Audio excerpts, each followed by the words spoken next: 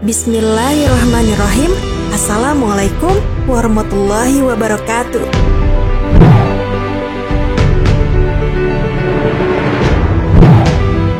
Sahabat Muslim, kisah kelahiran Nabi Muhammad SAW sudah kami bahas di video sebelumnya.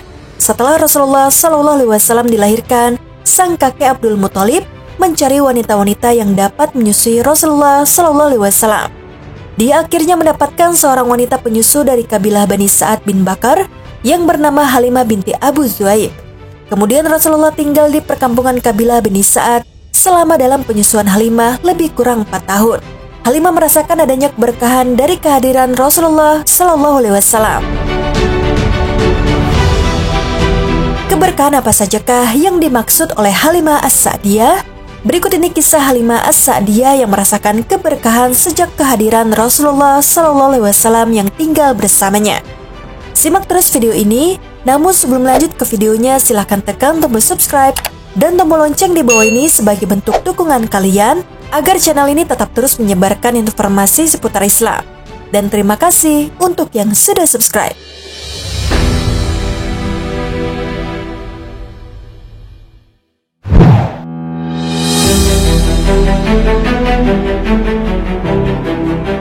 Sahabat Muslim, peristiwa-peristiwa yang terjadi saat Rasulullah SAW tinggal di perkampungan kabilah Bani Sa'ad selama dalam penyusuan Halimah diceritakan langsung oleh Halimah As-Sa'diyah.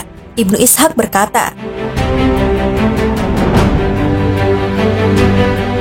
Halimah pernah berkisah bahwasannya suatu ketika dia pergi bersama suami dan bayinya yang masih kecil dan masih disusui bersama rombongan para wanita dari kalangan Bani Sa'ad bin Bakar yang sama-sama tengah mencari bayi-bayi yang akan disusui. Halimah berkisah, ketika itu sedang musim paceklik di mana kami sudah tidak memiliki apa-apa lagi. Lalu aku pergi dengan mengendarai seekor keledai betina berwarna putih kehijauan milikku, beserta seekor unta yang sudah tua. Demi Allah, tidak setetes pun susu yang dihasilkannya. Kami juga tidak bisa melewati malam dengan tidur pulas lantaran tangis bayi kami yang menangis kelaparan, sedangkan air susu di payudaraku tidak mencukupi. Begitu juga dengan air susu unta tua kami tersebut sudah tidak berisi. Akan tetapi kami selalu berharap pertolongan dan jalan keluar. Selanjutnya aku pergi dengan mengendarai keledai betina milikku yang sudah tidak kuat lagi untuk meneruskan perjalanan. Sehingga hal ini membuat rombongan kami merasa kesulitan akibat letih dan kondisi kekeringan yang melilit. Akhirnya kami sampai juga ke Mekah untuk mencari bayi-bayi yang akan disusui tersebut. Tidak seorang wanita pun di antara kami ketika ditawarkan kepadanya untuk menyusui Rasulullah SAW, melainkan menolaknya bila diberitahu perihal kondisi beliau yang yatim.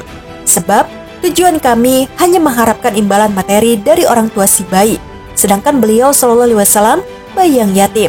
Apa gerangan yang dapat diberikan oleh ibu dan kakeknya buat kami? Kami semua tidak menyukainya karena hal itu. Akhirnya, semua wanita penyusu yang bersamaku mendapatkan bayi susuan kecuali aku.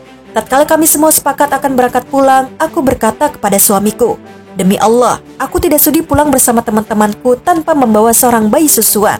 Demi Allah, aku akan pergi ke rumah yatim tersebut dan akan mengambilnya menjadi bayi susuanku. Lalu suamiku berkata, tidak mengapa bila kamu melakukan hal itu. Mudah-mudahan Allah menjadikan kehadirannya di tengah kita sebagai suatu keberkahan.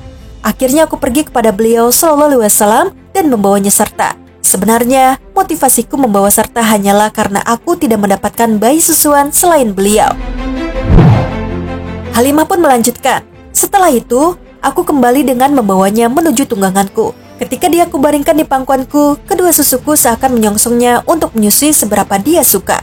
Kemudian dia pun menyusu hingga kenyang, dilanjutkan kemudian oleh saudara sesusuannya atau bayiku hingga kenyang pula. Kemudian keduanya tertidur dengan lelap padahal sebelumnya kami tidak bisa memicingkan mata untuk tidur karena tangis bayi kami tersebut.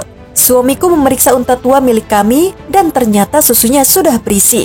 Lalu dia memerahnya untuk diminum. Lalu dia meminum dan aku juga ikut minum hingga perut kami rasakan, di mana kami tidur dengan lelap.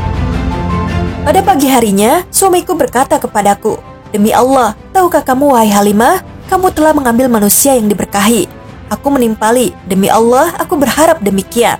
Kemudian kami pergi lagi. Aku menunggangi keledai betinaku dan membawa serta beliau SAW di atasnya. Demi Allah, keledai betinaku tersebut sanggup menempuh perjalanan yang tidak sanggup dilakukan oleh unta-unta merah mereka. Sehingga teman-teman wanitaku dengan penuh keheranan berkata kepadaku, wahai putri Abu Zuhaib, ada apa denganmu? Kasihanilah kami.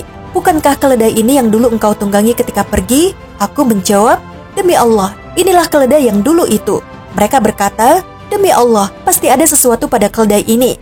Kemudian sampailah kami di tempat tinggal kami di perkampungan kabilah Bani Sa'ad. Sepanjang pengetahuanku, tidak ada bumi Allah yang lebih tandus darinya. Sejak kami pulang dengan membawa Muhammad SAW, kambingku tampak dalam keadaan kenyang dan air susunya banyak, sehingga kami dapat memerahnya dan meminumnya. Padahal, orang-orang tidak mendapatkan setetes air susu pun di puting susu kambing tersebut. Kejadian ini membuat kaumku yang bermukim berkata kepada para penggembala mereka, "Celakalah kalian, pergilah ikuti kemana saja penggembala kambing putri Abu Zuhaib mengembalakan kambingnya." Meskipun demikian, realitasnya kambing-kambing mereka tetap kelaparan dan tidak mengeluarkan air susu setetes pun, sedangkan kambingku selalu kenyang dan banyak air susunya. Demikianlah, kami selalu mendapatkan tambahan nikmat dan kebaikan dari Allah hingga tidak terasa 2 tahun pun berlalu, dan tiba waktunya untuk menyapinya. Dia tumbuh berkembang tidak seperti kebanyakan anak-anak sebayanya, sebab sebelum mencapai usia 2 tahun, dia sudah tumbuh dengan postur tubuh yang kuat. Halimah melanjutkan, "Akhirnya kami mengunjungi ibunya. Dan dalam hati kami yang paling dalam, kami sangat berharap dia masih bisa berada di tengah keluarga kami karena keberkahan yang kami rasakan sejak keberadaannya tersebut. Kemudian kami memujuk ibunya. Aku berkata kepadanya, kiranya Anda sudi membiarkan anak ini bersamaku lagi hingga dia besar.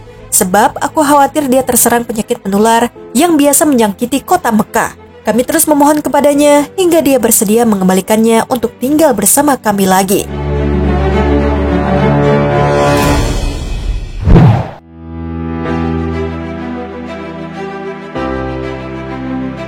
Sahabat Muslim, demikianlah kisah Halimah As-Sa'diyah binti Abu Zuhaib yang mendapatkan keberkahan yang melimpah setelah menyusui Rasulullah tatkala masih bayi. Wanita mulia yang dikenal sebagai orang yang penuh rasa cinta, dan sejarah juga mencatat sosoknya yang teguh dan berpendirian kuat. Namanya pun tak pernah luput dimakan waktu dan dihormati oleh setiap Muslim. Masya Allah. Sekian video kali ini. Wassalamualaikum warahmatullahi wabarakatuh.